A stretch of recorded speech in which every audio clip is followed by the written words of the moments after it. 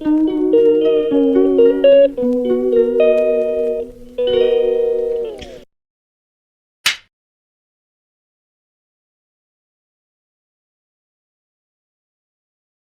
Radhe ji. Welcome to my channel Gudiya blog. तो कैसे हैं आप सब? उम्मीद करती हूँ सभी अच्छे होंगे और मैं भी बहुत अच्छी हूँ। और ये सैटरडे का ब्लॉग है जहाँ पर सुबह को मैंने नाश्ता वगैरह सब कुछ सबको करा दिया था और पूजा वगैरह सब हो गई थी। और आज मैंने ले रखी थी स्कूल से सीएल, क्योंकि ना काफ़ी सारी तैयारियाँ करनी थी बेटे के जाने की। उसके लिए कुछ खाने पीने की चीज़ें बनानी थी, तो बस इसीलिए मैंने आज छुट्टी ले रखी थी। और दोपहर के लंच के लिए मैं बना रही हूँ यहाँ पर लौकी के कोफ्ते, क्योंकि स्कूल जाती हूँ ना तो इतना स्पेशल नहीं बन पाता है, बस काम चलाऊ खाना ही बन पाता है कि दाल सब्ज़ी रोटी फटाफट वाली बना देती हूँ। तो सोचा आज मैंने छुट्टी ली है तो कुछ स्पेशल बना दूँ बच्चों के लिए। और ऐसे बच्चे लौकी खाते नहीं हैं, तो इस तरीके से बना दो ना तो सब खा लेते हैं।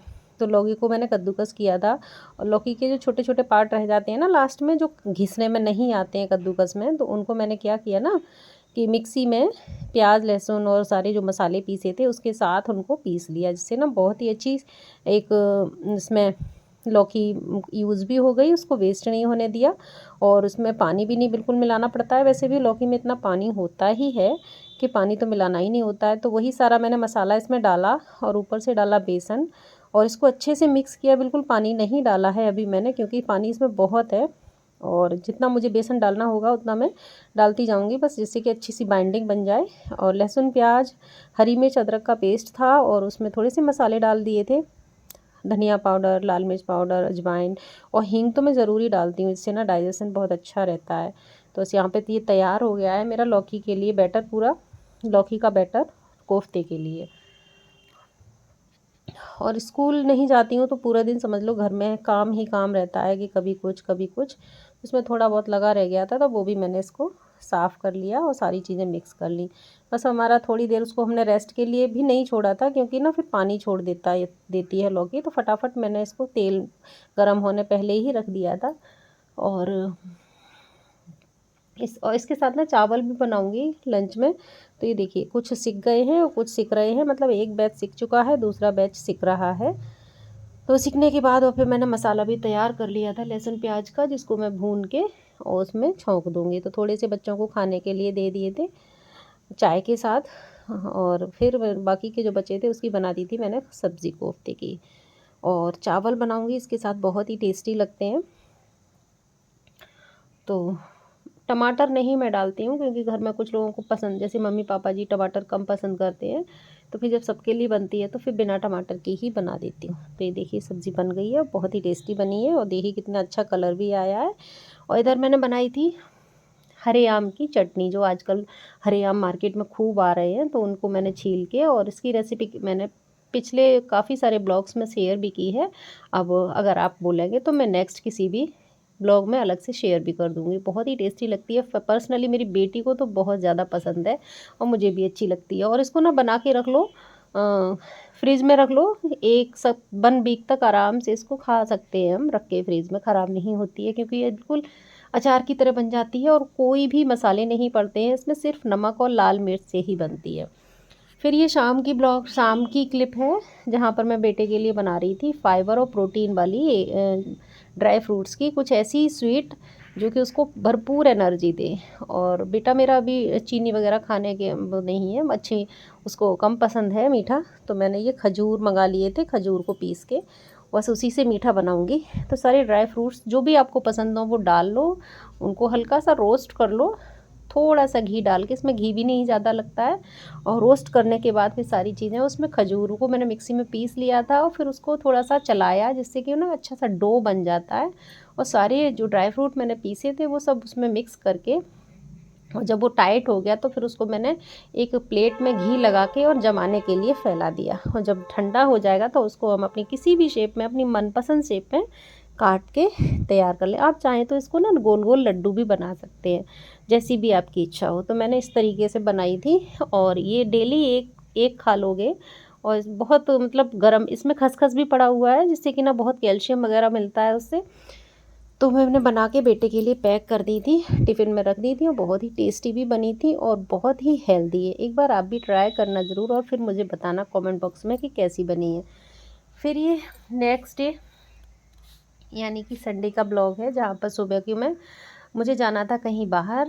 आप मेरे ब्लॉग को पूरा देखिएगा तो पता चलेगा कि मैं कहाँ गई थी। तो बस तैयार हो गई थी, सुबह को पूजा वगैरह मैंने बहुत जल्दी कर ली थी और पूरा मंदिर अपना सजा दिया था और आ गई थी किचन में नाश्ता बनाने, जहाँ पर फरमाइश हुई थी बच्चों की कि पोहा बना दो। तो बाल वगैरह मैंने धोए थे, तो अभी मैंने खोल भी नहीं पाए थे और टाइम हो रहा था करीब 8 बजे का, और निकलना था मुझे 9 बजे तक, 9 साढ़े 9 बजे तक मुझे को निकलना था।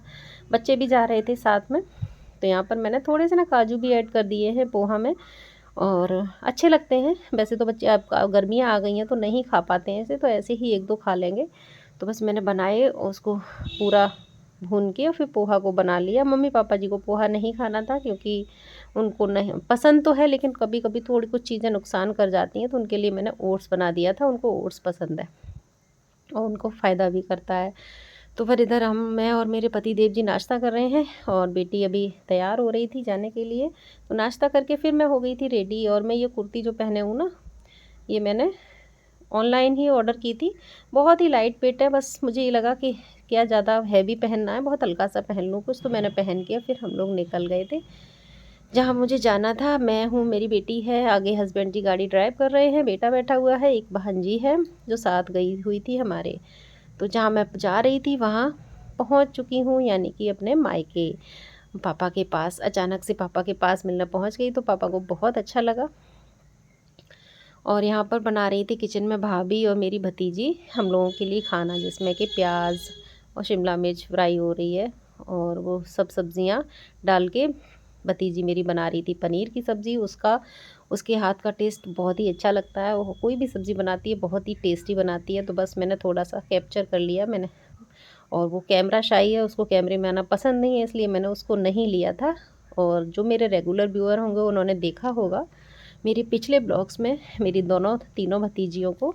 तो यहाँ पर सब बच्चे बैठे हुए हैं बेड पे, और इधर खाना बन रहा है किचन में। तो मैंने थोड़ा सा पूरे घर को कैप्चर किया, क्योंकि मायका तो मायका ही होता है, कितना भी वहाँ जाओ लेकिन वहाँ की यादों, वहाँ की हर मतलब घर में के हर कोने में, हर चीज़ में यादें बसी हुई हैं, जो लोग अब नहीं रहे हैं इस दुनिया में। तो बस वही सब चीज़ें हैं।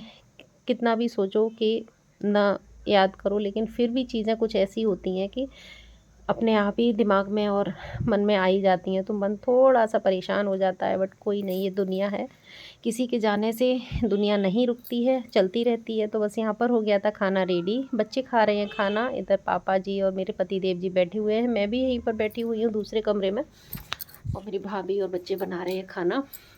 मायके में ही गरम गरम खाना खाने को मिलता है, ससुराल में तो जब खुद बनाओ और सबको खिलाओ उसके बाद खा पाओ, तो जो मज़ा गरम गरम खाना मिलता है और बड़े उससे मिलता है कि हाँ, एक भी कोई भी काम करने नहीं दिया जाता है।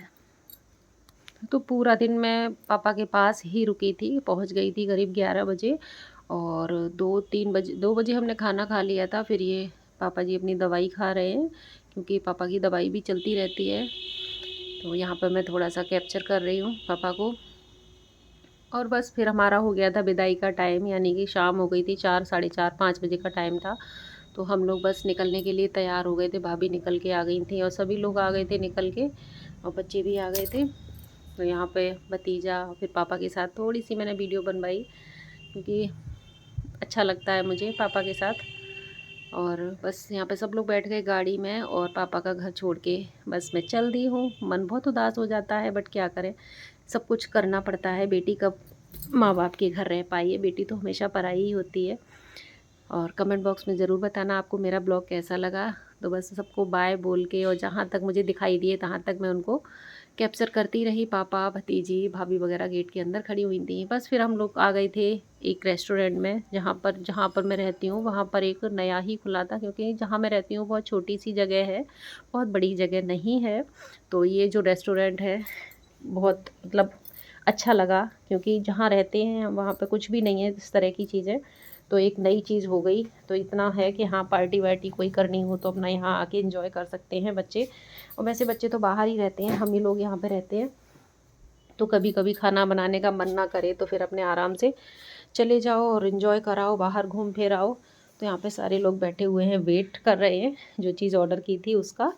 तो यहाँ ये मैंने थोड़ी सी क्लिप ले ली थी और काफ़ी ठीक ठाक था, जिस हिसाब से हम लोग जहाँ रहते हैं वहाँ के हिसाब से ठीक था, अच्छा था। तो यहाँ पे हमने ऑर्डर किया था वाइट सॉस पास्ता और सबको ही पसंद था और इतनी अच्छे से मतलब सर्व करने का तरीका भी अच्छा था और जहाँ जो जिस चीज़ में सर्व किया था वो चीज़ भी बहुत अच्छी लग रही थी।